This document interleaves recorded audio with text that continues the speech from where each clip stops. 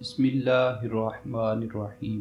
السلام علیکم ورحمۃ اللہ وبرکاتہ۔ سرکار مدینہ، سرور قلب و سینہ، راحت معطر پسینہ، حضرت محمد مصطفیٰ صلی اللہ تعالی علیہ وآلہ وسلم کی پاک اور عظیم الشان بلند و بالا بارگاہ میں ایک بار ہدیہ درود پاک کا نذرانہ پیش فرما لیجیے۔ دل کا یقین اپنا اثر لائے بغیر نہیں رہتا۔ یاد کرو، میں نے تم سے اسی دن کہہ دیا تھا کہ مشکل کشائی کے لیے وہاں درم نہیں دیکھا جاتا، فریادی کا سوز و اخلاص دیکھتے ہیں۔ دعا ہے کہ خدائے کریم خیر و سلامتی کے ساتھ اس آغاز کو انجام تک پہنچائے۔ سنار کی بیوی نے جواب میں کہا، بی بی، اپنی سرگزشت کہتی ہوں، یقین کرو میرا ستارہ ذہن میں آ گیا تھا۔ وہ تو خیریت ہوئی کہ جس سرکار سے میں نے بنتی کی تھی انہوں نے فوراً ہی مجھے سنبھال لیا، ورنہ میرے دل کا وشواس اٹھتا جا رہا تھا۔ آج میں سوچتی ہوں تو شرم سے پانی پانی ہو جاتی ہوں۔ کبھی کبھی تو ایسی ہوک اٹھتی ہے کہ کربلا کی جس بھومی پر ان کا راج سنگھاسن رکھا ہوا ہے اسے آنکھوں سے لگا کر خوب پھوٹ پھوٹ کر روؤں۔ بہن، آج میں نے مان لیا کہ سارے جگت میں اسلام کی روحانی شکتی کا کوئی جواب نہیں ہے۔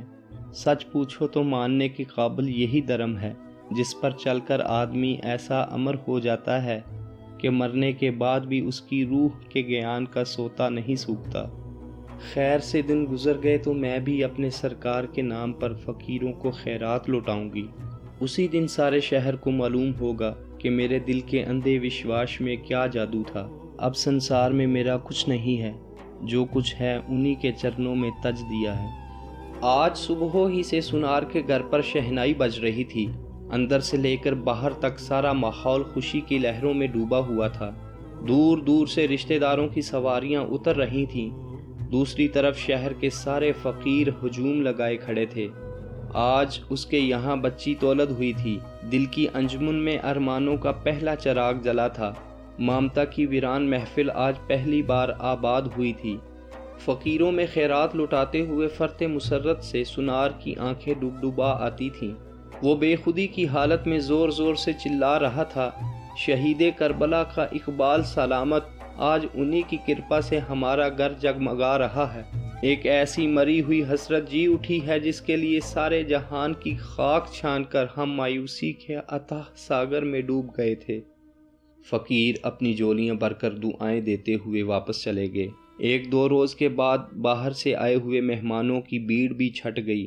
بہت سے مہمانوں کو سنار اور اس کی بیوی کا یہ انداز پسند نہیں آیا کہ وہ ہندو دھرم رکھ کر مسلمانوں کے پیر کا گن گا رہے تھے۔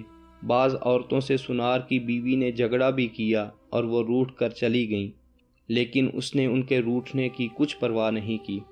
چھٹی کی رسم سے فراغت کے بعد اب لاڈلی بچی کی پرورش و پرداخت کا اہتمام شروع ہوا۔ کئی ممائیں رکھی گئیں، ناز و نعمت کے سارے سامان فراہم کر دیے گئے۔ بچی کیا تھی؟ حسن و زیبائی کے سانچے میں ڈلی ہوئی ایک مورت تھی، جو بھی دیکھتا حیران و ششدر رہ جاتا۔ سارے شہر میں بجلی کی طرح یہ خبر مشہور ہو گئی تھی کہ سنار کے گھر میں آسمان کی زہرا اتر آئی ہے۔ ماں باپ پیار سے اسے لالا کہتے تھے۔ آگے چل کر یہی نام سب کی زبانوں پر چڑھ گیا۔ لالا جب ذرا ہوشیار ہو گئی اور باتیں کرنے لگی تو اس کی تعلیم و تربیت کا نہایت معقول اور اعلیٰ انتظام کیا گیا۔ اسی نکھرے ہوئے ماحول میں اس کے دن گزرتے گئے، یہاں تک کہ 14 سال کے سن میں پہنچتے پہنچتے وہ اس زمانے کے رواج کے مطابق سارے علم و ہنر میں یکتائے روزگار بن گئی۔ اس کے ظاہر کا حسن دل فریب ہی کیا کم تھا کہ اب وہ معنوی جمال سے بھی آراستہ ہو گئی تھی۔ شباب کی منزل میں قدم رکھنے کے بعد تو وہ مجسمے ساحرہ معلوم ہوتی تھی۔ پریزاد کی طرح اس کا غیر معمولی حسن سارے علاقے میں زبان زدہ ہو گیا تھا۔ ماں باپ بچپن ہی سے اسے گھر سے باہر نہیں نکلنے دیتے تھے کہ کہیں نظر نہ لگ جائے، اور اب تو سوائے باد صبا کے کوئی اس کی خوابگاہ کے دروازے تک بھی نہیں جا سکتا تھا۔ گھر والوں کو چھوڑ کر وہ باہر کی عورتوں سے پردہ کرتی تھی۔ ایسی با حیا اور غیور فطرت لے کر وہ پیدا ہوئی تھی کہ کبھی کبھی آئینے میں اپنا سراپا دیکھ کر رو پڑتی تھی۔ اسے ہمیشہ یہ فکر دامن گیر رہا کرتی تھی کہ ہوس پرستوں اور بدقماشوں کی اس دنیا میں وہ کہاں اپنے لیے چھپنے کی جگہ تلاش کرے۔ کب تک ننگی تلواروں کا پہرا اس کے حسن جہاں تاب کی حفاظت کرے گا؟ جس ماحول میں اس کی پرورش ہوئی تھی وہ شہید کربلا کی عقیدت میں ہر وقت شرابور رہا کرتا تھا۔ بات بات پر اس کی ماں کربلا والے سرکار کی دہائی دیا کرتی تھی۔ ویسے تو شعور کی منزل میں قدم رکھتے ہی اسے معلوم ہو گیا تھا کہ وہ کربلا والے سرکار کے گھر کی بیک میں ملی ہے، لیکن اب قدم قدم پر ان کی عقیدت سے ہنگامہ شوق نے اسے ایسا ورفتہ عشق بنا دیا تھا جیسے کربلا ہی کی خاک سے اس کی سرشت تیار ہوئی ہو۔ اسی دلگیر تعلق کا نتیجہ تھا کہ وہ سال میں صرف ایک بار 10ویں محرم کو سید شریف کی مجلس میں شرکت کے لیے اپنے گھر سے باہر نکلتی تھی۔ کربلا کی درد انگیز سرگزشت سن کر وہ پھوٹ پھوٹ کر رونے لگتی تھی۔ مجلس سے اٹھنے کے بعد بھی کئی دن تک اس کی پلکوں کا آنسو جذب نہیں ہوتا تھا۔ سبز جوڑا پہن کر جب وہ مجلس کے لیے تیار ہو جاتی تو ایسا لگتا تھا کہ کسی شاداب چمن کی ساری رعنائیاں اس کے دامن میں سمٹ آئی ہیں۔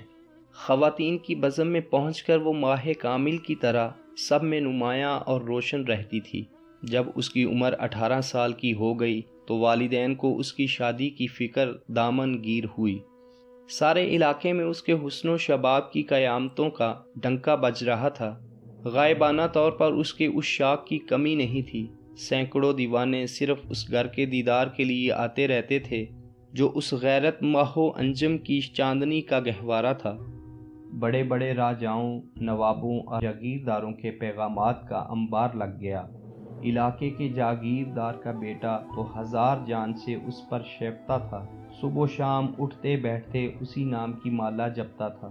وہ بڑا ہی ضدی، ہوس پرست اور عیاش قسم کا نوجوان تھا۔ قوی ہیکل گنڈوں کا ایک گروہ اس نے پال رکھا تھا جو اس کے شبستان عیش کو گرم رکھنے کے لیے آئے دن دوشیزاؤں کے گھروں پر چھاپا مارتے رہتے تھے۔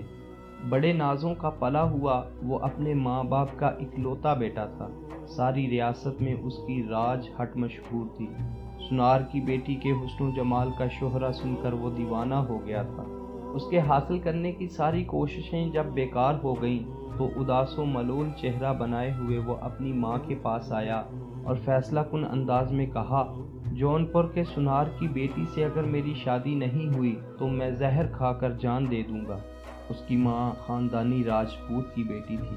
اس کی آن بان کسی رانی سے کم نہیں تھی۔ بیٹے کی زبان سے اس طرح کی بات سن کر للکارتے ہوئے کہا، راجپوت ہو کر ایک معمولی بات کے لیے تم نے اتنی بڑی قسم کھا لی ہے۔ سنار کی کیا مجال ہے کہ وہ راج دربار کے حکم کی سرتابی کرے؟ میں اس کا گھر جلوا دوں گی اور اس کی بیٹی کو لونڈی بنا کر رکھوں گی۔ تم ناحق فکر کر کے اپنی جان مت ہلکان کرو۔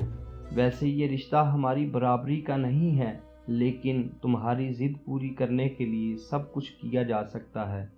دوسرے دن اپنی مخصوص دائی کے ذریعے اس نے رشتے کا پیغام سنار کے گھر بھیجا۔ سنار کی بیوی نے پیغام سن کر جواب دیا، اور بھی بہت سے پیغام آئے ہیں لیکن ابھی تک کوئی فیصلہ نہیں کیا گیا۔ راج ماتا سے کہہ دینا کہ وقت آنے پر دیکھا جائے گا۔ جاگیردار کی بیوی یہ جواب سن کر غصے سے سرخ ہو گئی۔ پیچ و تاب کھاتے ہوئے دل ہی دل میں کہا، دیکھنا ہے وہ آسمانی حور کی شادی کہاں کرتی ہے۔ دلہن کی سجی سجائی ڈولی دروازے پر نہ منگواؤں تو میں راجپوت کی بیٹی نہیں۔ ایک دن لالا کی ماں نے بیٹی کا رخ معلوم کرنے کے لیے یہ ذکر چھیڑ دیا، بیٹی، زمانے کا یہ دستور ہمیشہ سے چلا آ رہا ہے کہ لڑکیاں جب سیانی ہو جاتی ہیں تو انہیں پرایا گھر آباد کرنا پڑتا ہے۔ بہت سے پیغامات آ رہے ہیں، اجازت دو تو تمہارے ہاتھ پیلے کرنے کا انتظام کیا جائے۔ لالا نے شرم سے منہ ڈھانپ لیا اور لجائی ہوئی آواز میں کہا، مجھے تم پرائے گھر بھیجنا ہی چاہتی ہو تو میرا بر ایسی جگہ تلاش کرنا جو اتنا پارسا ہو کہ اس نے کسی غیر عورت کو بری نظر سے بھی نہ دیکھا ہو۔ بیٹی کے مزاج اور اس کی روح کی نفاست سے گھر والے بخوبی واقف تھے۔ قد و قامت اور صورت و شکل ہی نہیں، اس کے خصائل و عادات بھی عام لڑکیوں سے بالکل مختلف تھے۔ اس کے ذوق طبیعت کا پیمانہ ہی سب سے جدا گانا تھا۔ نہ اس کی کوئی سہیلی تھی، نہ دل بہلانے کے لیے اس نے کوئی کھیل کھیلا تھا۔ دنیا کی عام روش سے ہٹ کر وہ ایک تنہا اور منفرد زندگی کی خوگر بن گئی تھی۔ بیٹی کا خیال معلوم کرنے کے بعد آئے ہوئے سارے پیغامات مسترد کر دیے گئے۔ ان میں سے کوئی بھی بیٹی کی پسند کے معیار پر پورا نہیں اترتا تھا۔ کافی عرصہ کے بعد ایک دن سنار کی بیوی سید شریف کے گھر گئی۔ دوران گفتگو لالا کے رشتے کی بات نکل آئی۔ سید صاحب کی بیوی نے دریافت کیا، سنا تھا کہ لالا کے لیے بہت سے پیغامات آئے ہیں، ان کے متعلق کیا فیصلہ کیا؟ زیادہ انتظار مت کرو، کوئی مناسب رشتہ دیکھ کر بچی کے ہاتھ پیلے کر دو، جوان بیٹی سر پر بوجھ بنی رہتی ہے۔ سنار کی بیوی نے اداس لہجے میں جواب دیا، بہن کیا بتاؤں، ہم لوگ بھی اس کے رشتے کے لیے بہت پریشان ہیں۔ جتنے بھی پیغامات آئے تھے وہ سب واپس کر دیے گئے۔ درمیان میں بات کاٹتے ہوئے سید شریف کی بیوی نے دریافت کیا، کیا ان میں سے کوئی رشتہ بھی قابل قبول نہیں تھا؟ سنار کی بیوی نے معذرت خواہ لہجے میں جواب دیا، بہت سے رشتے خاندان کے معزز گھرانوں سے آئے تھے، کچھ رشتے راجاؤں جاگیرداروں کے بھی تھے، لیکن لالا نے ایک ایسی شرط لگا دی ہے کہ انہیں واپس کرنا پڑا۔ پھر وہ بولی، بہن تمہیں بھی اس سے انکار نہیں ہوگا، یہ سودا زبردستی کا نہیں ہے۔ بچی کی مرضی کے خلاف کوئی رشتہ اس کے سر پر مسلط کرتے ہوئے ڈر لگتا ہے۔ وہ بے چھوئی ہوئی شاخ کی ایک نازک کلی ہے، کہیں مرجھا گئی تو سارا کھیل بگڑ جائے گا۔ بچی کا کہنا ہے کہ میرا بر ایسی جگہ تلاش کرو جو ایسا پارسا ہو کہ اس نے غیر عورت کو بری نگاہ سے بھی نہ دیکھا ہو۔ کئی مہینے سے لالا کے بابوجی ایسے بر کی تلاش میں نگر نگر کی خاک چھانتے پھر رہے ہیں، لیکن ابھی تک کوئی سراغ نہیں مل رہا ہے۔ تحقیق کرنے پر کوئی نہ کوئی خامی ضرور نکل آتی ہے۔ ہم اپنی لالا کے ساتھ دھوکہ نہیں کریں گے، جب تک ایسا بر نہیں مل جائے گا ہم ہاتھ نہیں ڈالیں گے۔ سارا قصہ سننے کے بعد سید شریف کی بیوی نے مسکراتے ہوئے کہا، تمہاری لالا جس گھر کی خیرات میں ملی ہے اس کی دیواروں کا سایہ تو اس پر پڑنا ہی چاہیے۔ برا نہ مانو تو مجھے ایسا لگتا ہے کہ وہ کسی اور طرف جا رہی ہے، اس کی راہ میں حائل ہونا ٹھیک نہیں ہے۔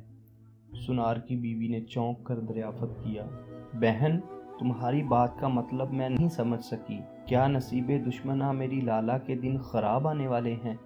سید شریف کی بیوی نے منہ پر ہاتھ رکھتے ہوئے جواب دیا، توبہ کرو، کیسی منحوس بات تم اپنی زبان سے نکال رہی ہو۔ تمہاری لالا پر پاک روحوں کا سایہ ہے، کبھی اس کے خراب دن نہیں آ سکتے۔ دراصل میری بات کا مطلب یہ تھا کہ اس زندگی کی بھاگ دوڑ کسی بلائی طاقت کے ہاتھ میں ہے۔ تھوڑی دیر کے بعد جب سنار کی بیوی اپنے گھر واپس گئی تو اس کا شوہر نہایت بے چینی سے اس کا انتظار کر رہا تھا۔ آج اس کا چہرہ بہت شگفتہ تھا، اپنی خوشی کو ضبط نہ کر سکا، نظر پڑتے ہی چیخ اٹھا، مبارک ہو لکشمی، بہت ہی شاندار اور بھروسے کے لائق بر مل گیا۔ یہاں سے 7 میل کے فاصلے پر نورالدین پورا نام کا جو گاؤں ہے، وہیں برادری کا ایک لڑکا ہے جس کی عمر 25 سال ہے۔ دریافت کرنے پر معلوم ہوا کہ بچپن ہی سے اسے ایک پہنچے ہوئے فقیر کی صحبت نصیب ہو گئی تھی۔ آج تک اس نے گھر سے باہر قدم نہیں نکالا، محلے کے لوگ بھی اسے نہیں پہچانتے۔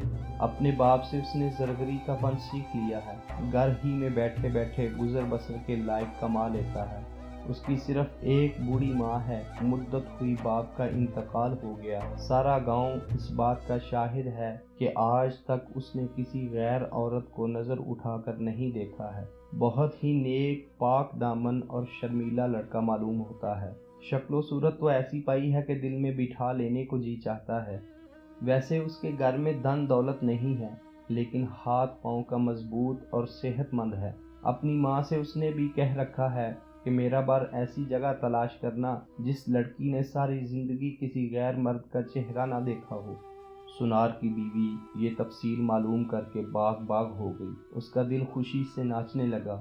اپنی رائے کا اظہار کرتے ہوئے فیصلہ کن انداز میں کہا، بغیر کسی ہچکچاہٹ کے یہ رشتہ منظور کر لینا چاہیے۔ دھن دولت کوئی چیز نہیں ہے، لڑکا کھرا ہے تو ہمیں اور کسی چیز کی ضرورت نہیں ہے۔ مالک کا دیا ہوا بہت کچھ ہے، مالک کا نام لے کر کل شب گھڑی میں منگنی کی رسم ادا کر آئیے۔ میاں بیوی کی مشورے سے یہ رشتہ طے پا گیا۔ دوسرے دن سنار نے منگنی کی رسم ادا کر دی اور خوشی خوشی واپس لوٹ آیا۔ سید شریف کی بیوی نے بھی اس رشتے کو بے حد پسند کیا۔ لڑکے کی طرف سے شادی کے جملہ رسومات کا خرچ بھی سنار ہی نے اپنے ذمے لے لیا تھا۔ اب دونوں طرف نہایت دھوم دھام سے شادی کی تیاریاں ہونے لگیں۔ سارے شہر میں یہ خبر بجلی کی طرح پھیل گئی۔ بہت سے لوگ اچنبے میں اس خوش نصیب کو دیکھنے کے لیے اس کے گاؤں پہنچ گئے، لیکن گھر ہی دیکھ کر انہیں واپس لوٹ آنا پڑا۔ آج سنار کے گھر میں مسرت و نشاط کی فصل بہار آ گئی تھی۔ اندر سے باہر تک ہر طرف خوشی کے شادیانے بج رہے تھے۔ بڑی آرزوؤں کے بعد اکلوتی بیٹی کی شادی کے یہ دن نصیب ہوئے تھے۔ ارمانوں کے ہجوم میں آج لالا دلہن بنائی جا رہی تھی۔ 1 مہینے تک ہلدی کے اپٹن نے اسے آب زر کی طرح چمکا دیا تھا۔ فنکار مشاطاؤں نے جب اسے بنا سنوا کر حجلہ عروسی میں پہنچایا تو دیکھنے والوں کی آنکھیں چوکا چوند ہو کے رہ گئیں۔ شفاف جھیل کی طرح چمکتی ہوئی آنکھوں میں کاجل کی لکیر، کالے گھٹاؤں کے افق پر سفید افشاں کی جگمگاہٹ اور بیچ میں سندور کی لالی موسم برسات کے ڈوبتے ہوئے سورج کی تصویر اتار لائی تھی۔ ہزار اہتمام کے باوجود گھونگھٹ کا چلمن اس ماہ روشن کی چاندنی پر حائل نہیں ہو سکا تھا۔ فرتے حیا سے جھکی ہوئی پلکوں کا عالم سوئی ہوئی قیامت کا صحیح نمونہ تھا۔ شادی کا سرخ جوڑا زیب تن کر لینے کے بعد تو ایسا لگتا تھا کہ کسی لالا زار کی پری اتر آئی ہو۔ آج حسن و شباب کا عروج اس نقطۂ انتہا پر پہنچ گیا تھا کہ اجنبی نگاہوں پر پہرے بٹھا دیے گئے تھے۔ اپنے وقت کی سینکڑوں محلوقائیں محروم واپس لوٹ گئیں، جو اس ظاہرہ جمال کا شہرہ سن کر صرف ایک جھلک دیکھنے کا اشتیاق لے کر آئی تھیں۔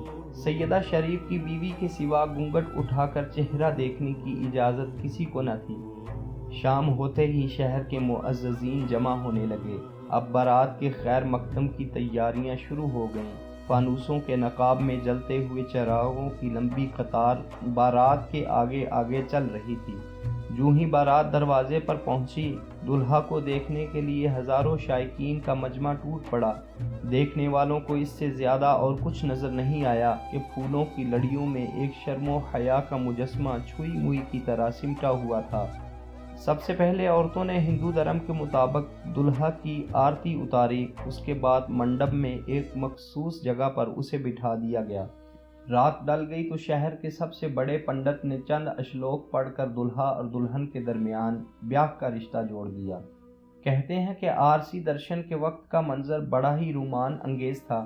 پہلی مرتبہ آئینے کے اندر دلہا نے ایک زہرہ جمال دوشیزہ اور پارسا دلہن کے چہرے کا عکس دیکھا تھا۔ دونوں ہی اپنی اپنی جگہ پر حسن و زیبائی کے تیر و ترکش سے مسلح تھے۔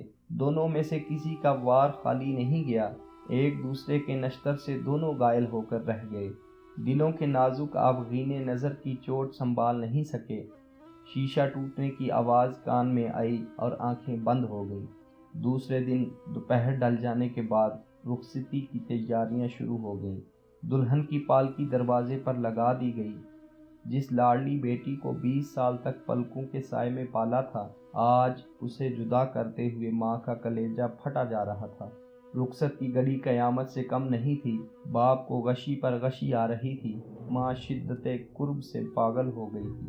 سید شریف کی بیوی لالا کو اپنے بازوؤں کی گرفت میں دروازے تک لے گئی، سر پر ہاتھ رکھ کر کربلا والے سرکار کی دہائی دی اور پالکی میں سوار کر دیا۔ آہو نالا اور غیریہ بقا کے شور میں لالا برائے گھر کے لیے رخصت ہو گئی۔ کہاروں نے دلہن کی پالکی اٹھائی، دلہا کی سواری آگے بڑھ گئی۔ جب سے ایک غریب سنار کے ساتھ لالا کی شادی کی تیاریوں کا سلسلہ شروع ہوا، جاگیردار کی راجپوتنی بیوی غیظ و حسد کی آگ میں جل رہی تھی۔ آج آتش انتقام کے بھڑکنے کا دن تھا۔ صبح ہی سے اس کے ہر کارے منٹ منٹ کی خبر دے رہے تھے۔ عین دوپہر کے وقت ایک مخبر نے آ کر اسے اطلاع دی کہ خبر ملی ہے کہ سورج ڈلنے کے بعد دلہن رخصت کر دی جائے گی۔ یہ خبر سنتے ہی راجپوتنی کا چہرہ ٹمٹما اٹھا۔ تیوری چڑھا کر اس نے اپنے جوان بیٹے سے کہا، تیری رگوں میں راجپوت کا سچا خون ہے، تو آج سورج ڈوبنے سے پہلے سنار کی بیٹی کی پالکی راج محل کے دروازے پر لگ جائے۔ کمان سے نکلا ہوا تیر واپس ہو سکتا ہے لیکن راجپوت کی قسم واپس نہیں ہو سکتی۔ آج کی ایپیسوڈ میں اتنا ہی۔ اس داستان کا بقیہ حصہ ہم آنے والی ایپیسوڈ میں بیان کریں گے۔ اگلی ایپیسوڈ دیکھنے کے لیے ہمارے چینل کو سبسکرائب کریں اور بیل آئیکن کو دبانا مت بھولیے گا۔ Thanks for watching.